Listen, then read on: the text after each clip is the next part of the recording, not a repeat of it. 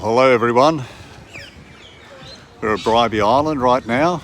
It is the 26th of December 2020, 28 past 12 in the afternoon, 29 degrees. We're in an area called WWII.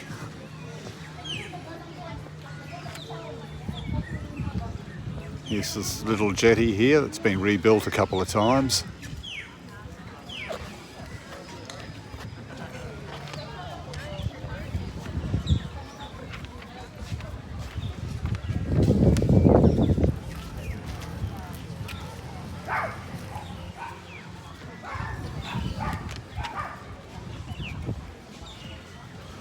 This is what's called the calm side of Bribie. We're looking out onto Pumice-Stone Passage.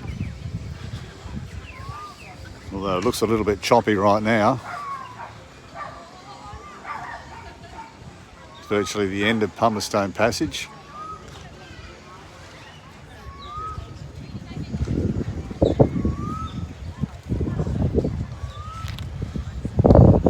I'll walk out onto the jetty and have a bit of a look. Just excuse any wind noise.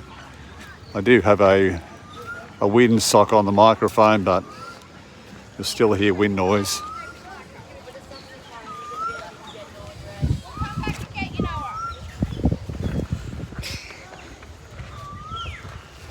Really lovely spot for families here at Bribie Island.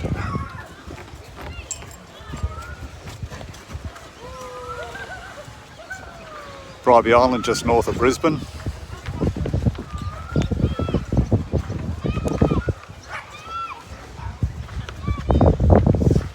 Sort of halfway between the Sunshine Coast and Brisbane. Sunshine Coast with Caloundra, Maroochydore, Mooloolaba, all those places.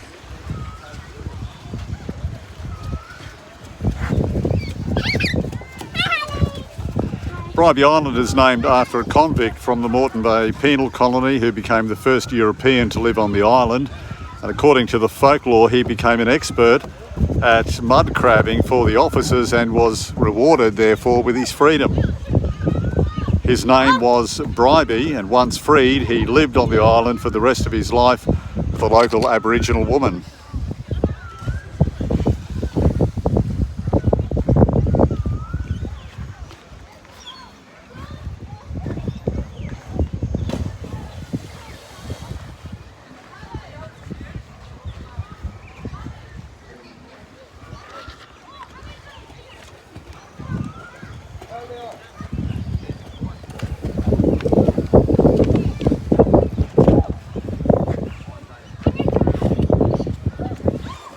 Prior to European settlement, Bribie Island was the home of the WWII Aboriginal group who used bark canoes, nets for fishing and catching birds, and spears for killing the local kangaroos and wallabies. There's also evidence that they used stone traps to catch fish. There's evidence of middens, M-I-D-D-E-N-S, on the coasts of the island, and it has been claimed that by 1890... Just wait till this person gets by and stops yelling. It's been claimed that by 1897 there were no Aborigines left on the island.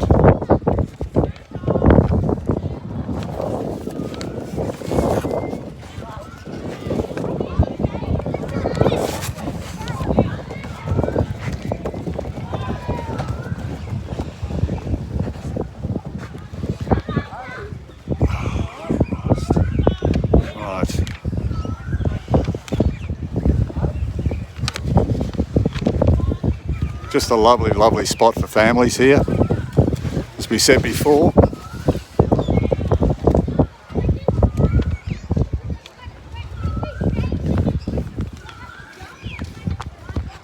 The first European to reach Bribie Island was Matthew Flinders, who landed here in 1799 to make repairs to his vessel, the Norfolk.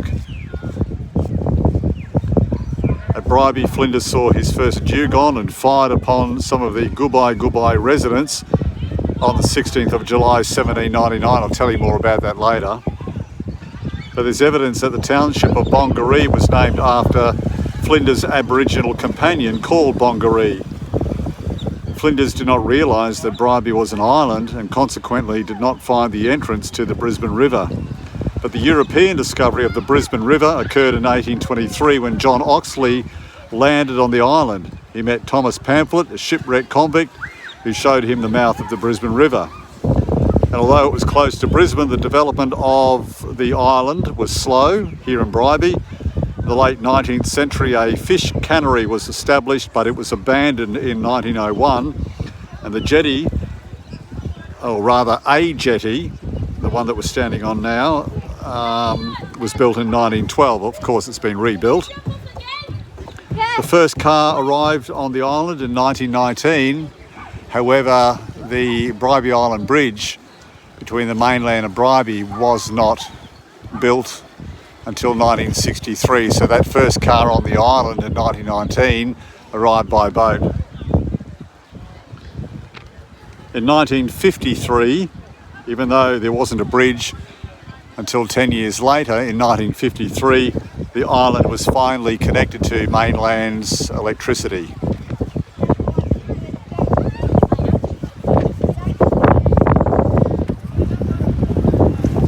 I'll just walk down here a bit, back off the jetty.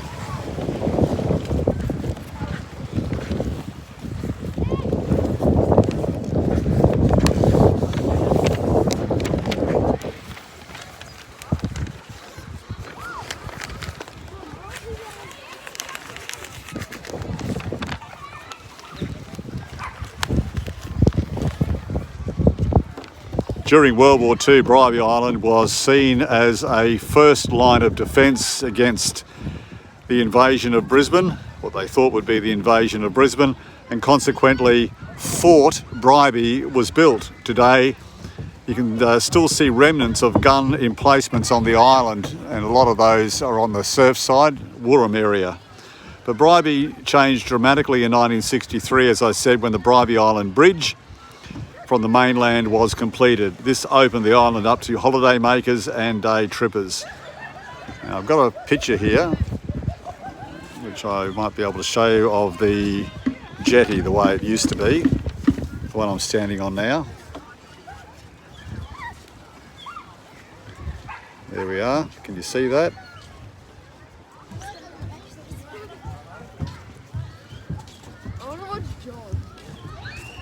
This is traffic back in 1963. Whoa, a bit windy here. Okay, I'm sure you saw that. And when the bridge first opened back in 1963, there was a toll for a few years until the bridge was paid off.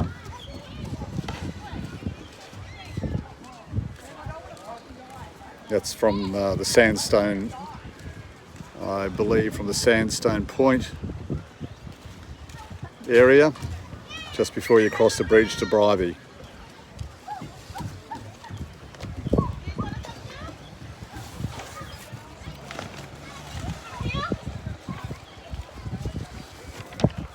So we'll just keep walking off the bridge here for a little bit.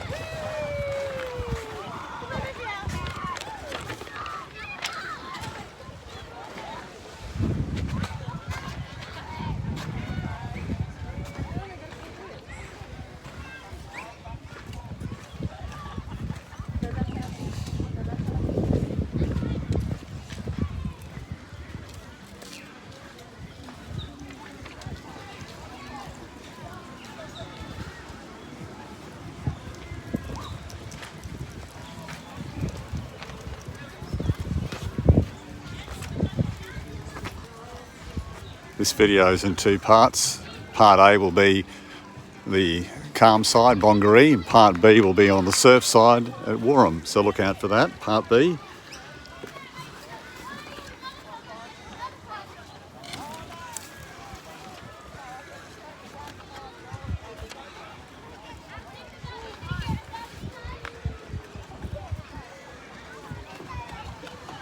You can just see the Glasshouse Mountains in the background there. I'll zoom up, see if we can see them a bit better there. See those mountains there? Mount Timberagagan is on the right. Not sure what the other one's called. Perhaps someone may like to write that in the comments. There's a few other mountains that make up the Glasshouse Mountains as well.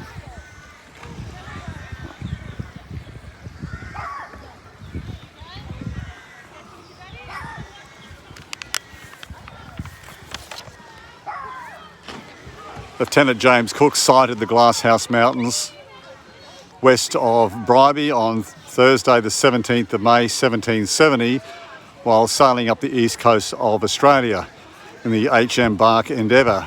He called these hills glasshouses as the reflections and the shape of the hills reminded him of the glass manufacturing houses back in England. James Cook named the area Glasshouse Bay and was the first European to name this stretch of water. This stretch of water right here in front of us is Pumice Passage. I told you I'd give you some more information on Matthew Flinders and that firing upon the local Aborigines.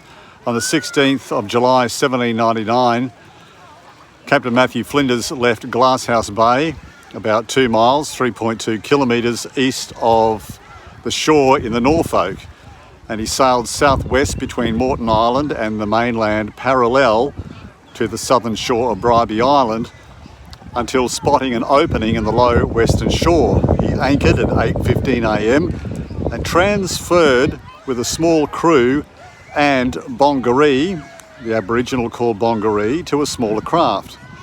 He landed on Bribie Island unaware that it was not the mainland and met a small group of Aborigines who had gathered on the beach. Although bongaree didn't speak the same dialect as the local Aborigines, the meeting was peaceful until one of the Aborigines attempted to remove Flinders' hat. Flinders refused, and the Europeans and bongaree were walking back toward their boat. As they left the Aboriginal man who had tried to remove Flinders' hat, he threw a spear that missed the small boat and crew. Flinders turned around, fired his musket at the men on the shore and wounded the man who had thrown the spear. The Aborigines fled the beach. If I was Flinders, I just would have given him the hat, but that's me, and I'm not Flinders. Flinders named the shore and the site of the confrontation Point Skirmish, Skirmish. There is an area on the modern map marked Skirmish Point, but that shouldn't be confused with the actual place that the incident took place, which is known as South Point. Flinders needed to repair leaks in his boat and pulled it ashore some 5 kilometres, or rather 8 kilometres, north of the area, and he wanted to make repairs to the leaks in his boat. And once his boat was repaired in that area where the incident took place earlier with the hat and the gun, he explored the mainland stage, or rather the mainland side of the passage, and scaled Mount Beerburrum to get a view of the area. He spent 15 days in the region. Well, it wasn't until some time later it was determined that this was an island, and the changing of the name of the waterway between Bribie Island and mainland was made at some other point.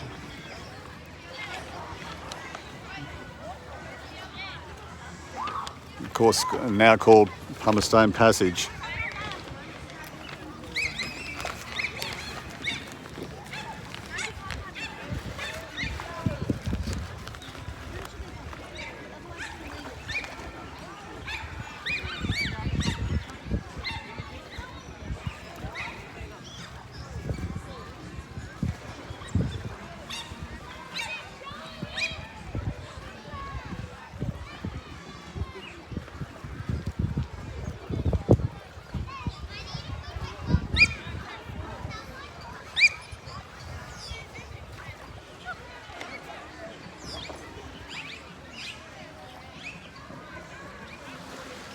There's the jetty we were just on before.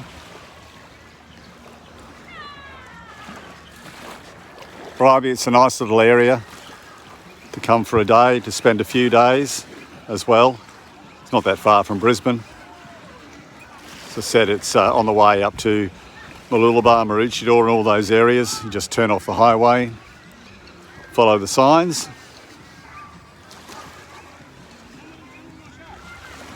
Just north of Brisbane.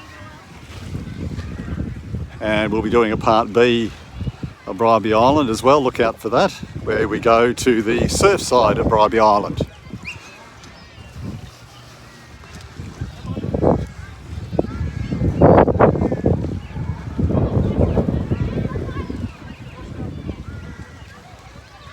So this is Jeff, otherwise known as Explorerman, signing off for this part of the Bribie Island video.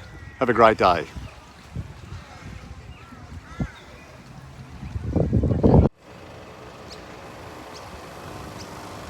Hello everybody, this is part B of our Bribie Island walk, and I'm in an area called Woorim, Beach Access 1. And the reason I'm here, looks like we're going to have to do another part, a part C to this, because I wanted to come to this Beach Access 1 to actually show you one of the Bribie Island's Second World War fortifications. And all of these Second World War fortifications are heritage listed, and they were built from 1939 to 1945. The Bribie Island fortifications were constructed from 1939 to 1943 or to 45, with some of them as part of the systems of defence of southeast Queensland during Second World War, and to provide artillery training as well for Australian soldiers for overseas service.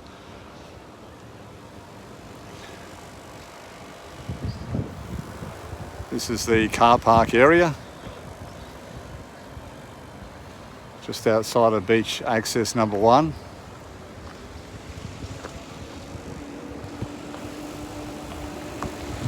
We're not in the main area of Woorim, we're just down from the main area of Woorim. And as you travel down a dirt road, there's Beach Access 2, 3, 4 and so on. And there is some four-wheel drive permitted on the beach further south or further down from where I am. But as I said, the Bribie Island fortifications were constructed as part of the systems of defence of southeast Queensland during Second World War, to provide artillery training for Australian soldiers for overseas service. Other fortifications were also throughout Moreton Bay during the war, even at Caloundra and on Moreton Island at Cowan Point and Rouse, which together with the existing installations at Fort Lytton, Lytton, provided a coordinated series of defensive barriers for the region. As events in Europe and Asia in the 1930s moved the world toward war, various sectors of Australia's defence, including coastal fortifications, were examined and strengthened. And there was an increased emphasis on defence rearmament from 1935. As major cities and ports along the coastline would be exposed to damage from naval raids or attack, coastal defences were to be upgraded. Batteries were established in Sydney, Darwin and along the Western Australia coast as well. Invasion was not a major concern at that stage, rather the batteries were for defence against seaborne shelling or the torpedoing of ports. The defence of Moreton Bay region was concentrated on the mouth of the Brisbane River at Fort Lytton, constructed in 1880 to 81, until the mid-1930s, when attempts were made to upgrade the region's defence. And by the way, the shipping channels in Moreton Bay simplified the proposed placement of batteries. The major access route into the Brisbane River was the Northwest Channel, which ran close to the shore near Caloundra, across the bay in a southeasterly direction toward Moreton Island, and then southwesterly toward the mouth of the river, forming a Z-shaped route. This indicated the ideal positions for artillery batteries, which rather with the most effective sites for guns being the closest points to the channel bends.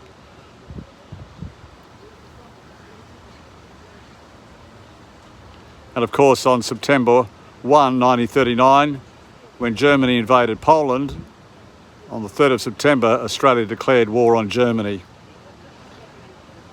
Bribie Island was a popular holiday destination from the early 20th century. Steamers from Brisbane docked at the jetty on the southwestern side of the island, and a road led across the island to the settlement of Woorim. This is the surf side, the surfing beach of the island, and the island supported a small community, and permanent residents of the eastern side were relocated from their homes when the Australian Army began moving to this island in 1939. In 1939, temporary batteries were installed at Caloundra and the northern end of Bribie Island to provide defence support for the RAN against light raiding warships. A battery had previously been installed at Cowan Point on Moreton Island, possibly pre-1934. And two 6-inch guns, surplus from the First World War, were transported across Pumice Passage from the mainland to form the battery at the northern end of Bribie Island. The guns were originally installed on cruciform mountings consisting of two steel members forming a cross upon which the gun was sighted, which were found to be inadequate, for after firing the guns the pivot tilted quite dramatically. So let's have a walk up here onto the surfside beach of Bribie Island. We'll have a look at one of those Bribie Island Second World War fortifications when we get up here.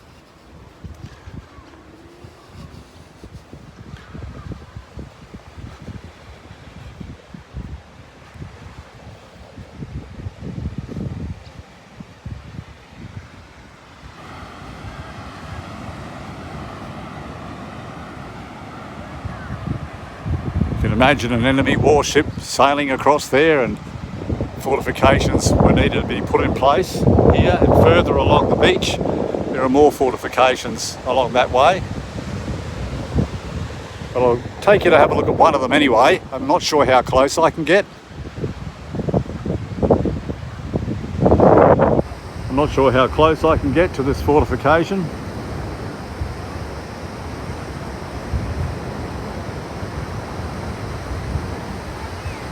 Excuse the wind again.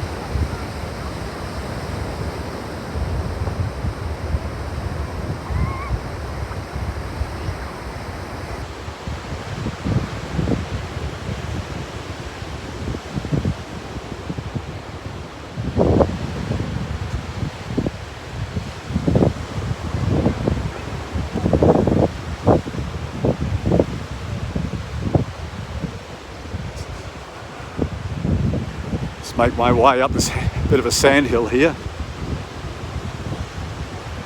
Up these sandbags, if I can get up here.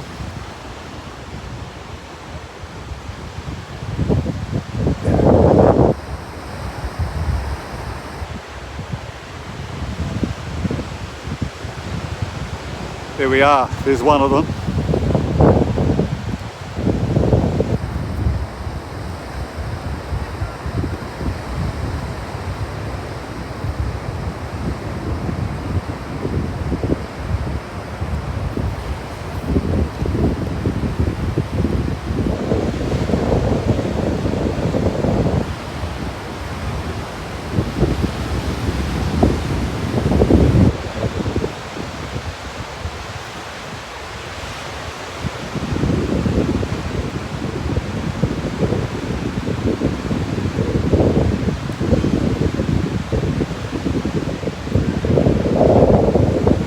Get around the other side.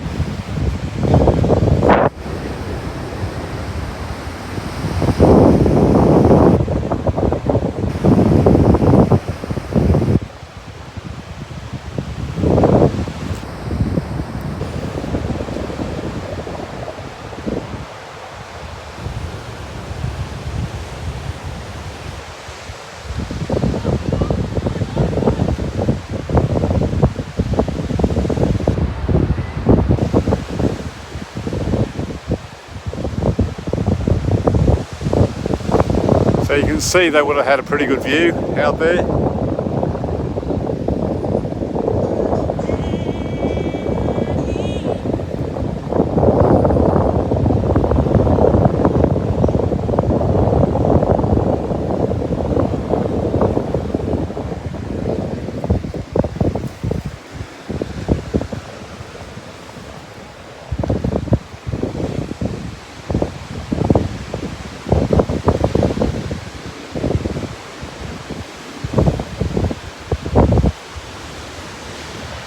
So I imagine one of those big guns would have been placed up the top there.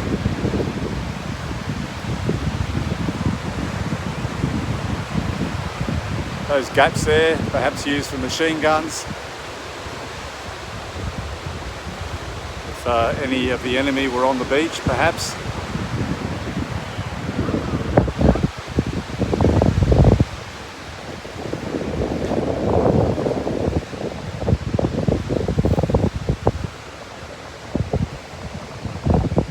Okay, we'll head on to the main area of Woorim on the surf side. I just thought you'd like to see that Bribie Island fortification built during World War II. And of course there's more of those, some different shapes right across the beach here.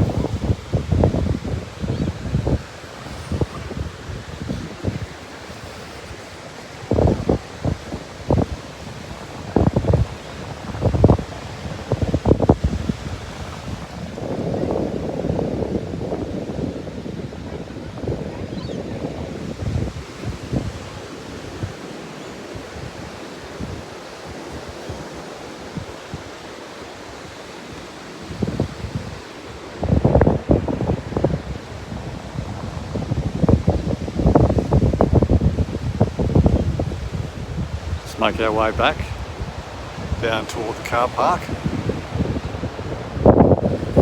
Look out for Part C on Bribie Island.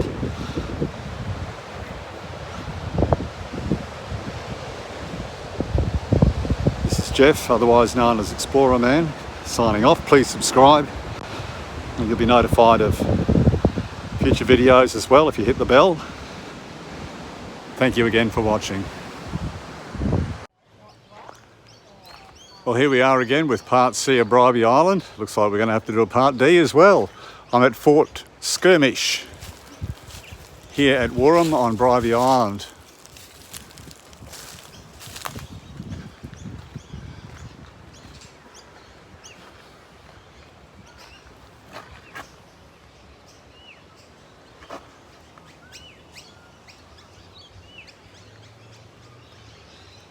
There's absolutely nothing in there that I can see through there except just a dark room.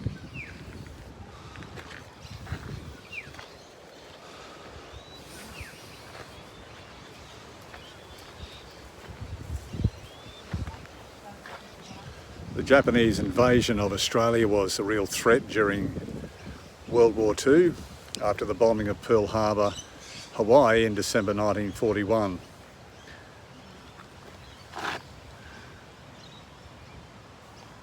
Defence facilities were urgently required for Moreton Bay to protect shipping channels and entry to Brisbane. Fort Bribie, RAN2, was built on the north of the island, and Fort Skirmish, RAN4, here at Woorim. Most civilians were evacuated from Bribie Island, and military personnel occupied many public and private buildings on the island.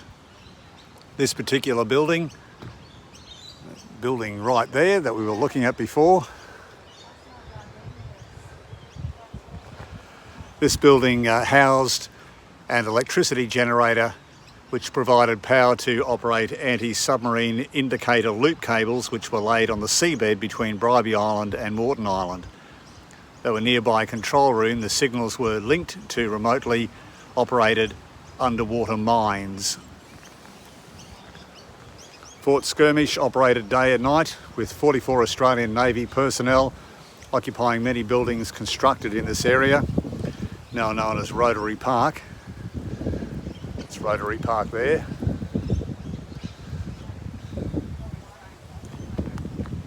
This building and the control room are all that remain. South of here, in the sand dunes, the Australian Army built and operated 2 gun emplacements, which we had a look at one of those in Part B, and several lookout towers.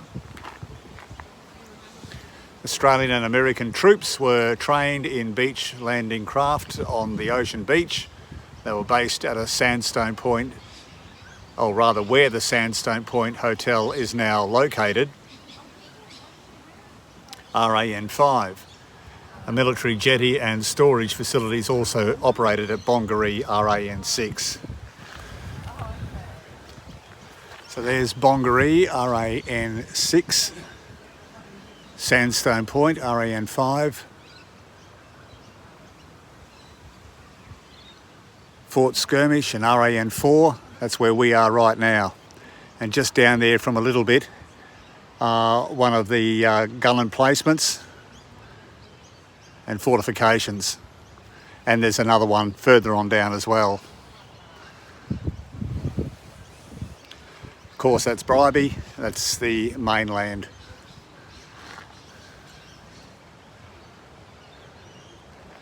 And Bribie Island there, some more fortifications and gun placements there as well.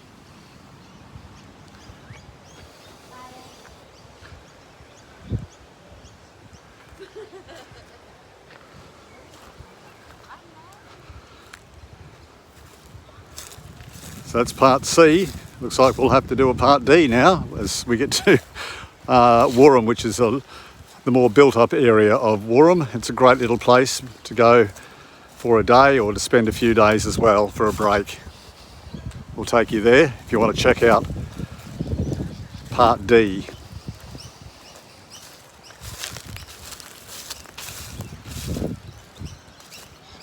So this is Jeff, otherwise known as Explorerman, signing out once again. Have a great day. Hello and welcome again. This is part C of our Bribie Island walk. It's a water tower here for Woorim. It's a communications tower as well by the looks of things.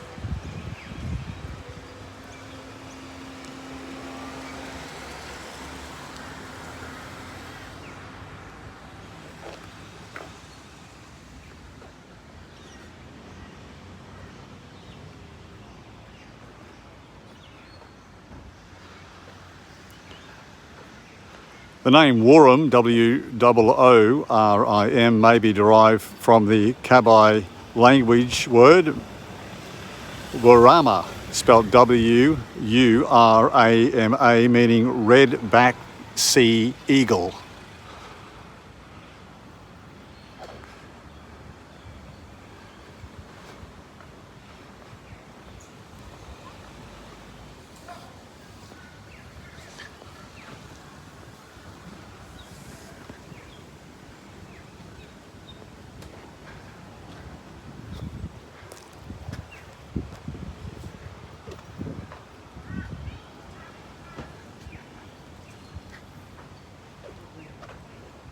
As mentioned in the previous couple of videos, parts B and C of Bribie Island, the Bribie Island fortifications were constructed from 1939 basically up to 1945 as part of the systems of defence of southeast Queensland during the Second World War and to provide artillery training for Australian soldiers for overseas service.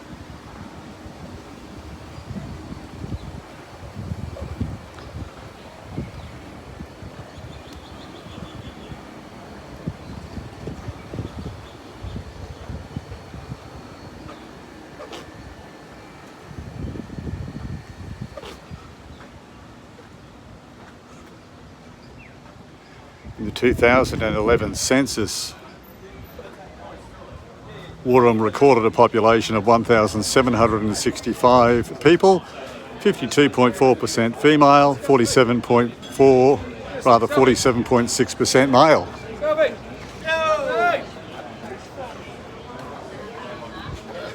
Here we are. Hello, mate. How are you?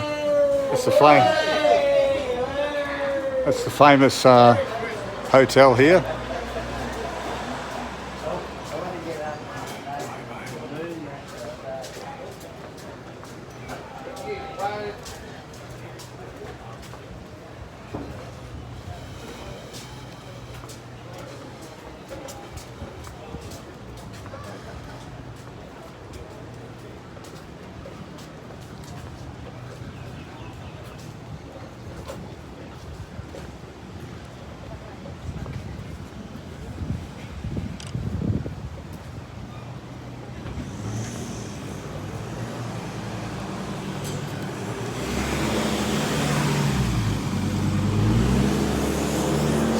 City Hotel, Bribie, that we just walked past before.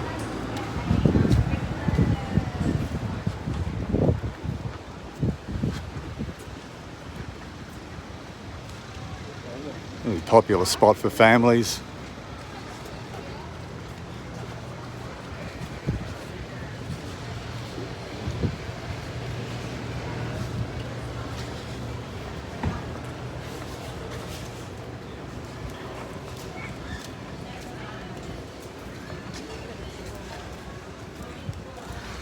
These eateries are virtually on the beach.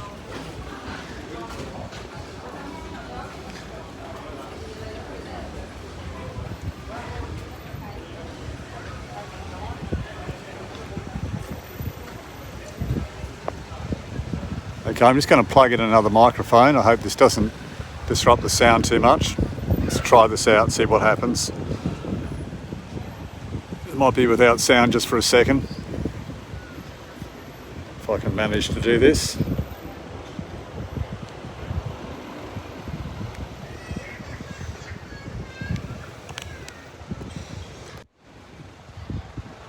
Okay. I'll just plug that new microphone in.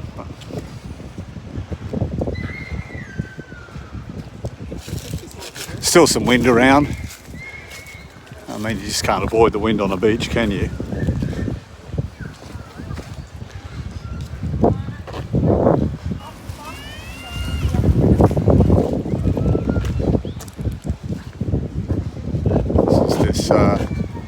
More built up area I was telling you about, of Woorim, more popular spot.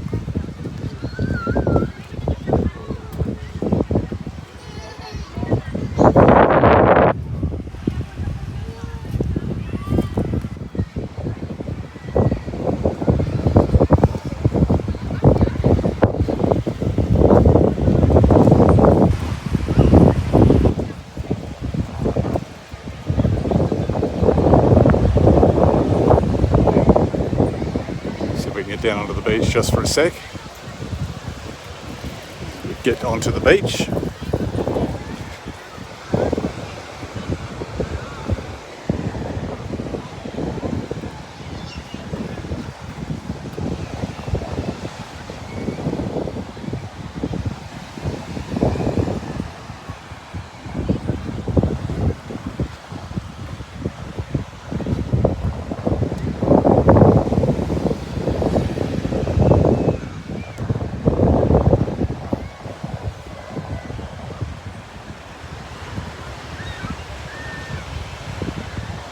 So as you can see, the more popular area of Woorim.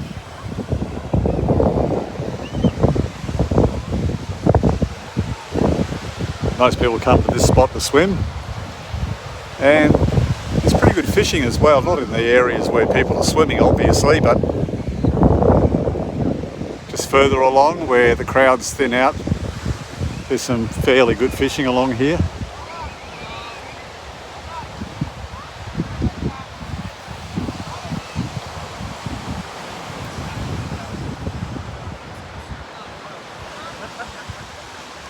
Alright, well that's it for me. Thank you for watching once again. It's part D of Bribie Island.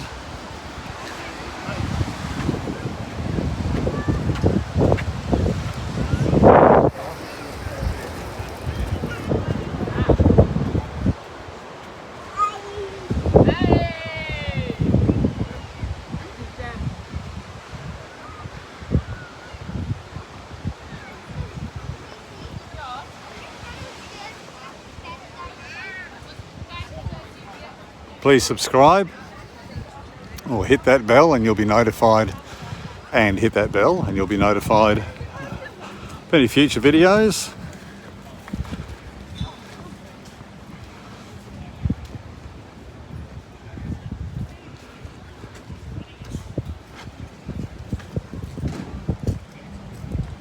This is Jeff, otherwise known as Explorerman, signing off for this afternoon once again. Thank you very much for watching.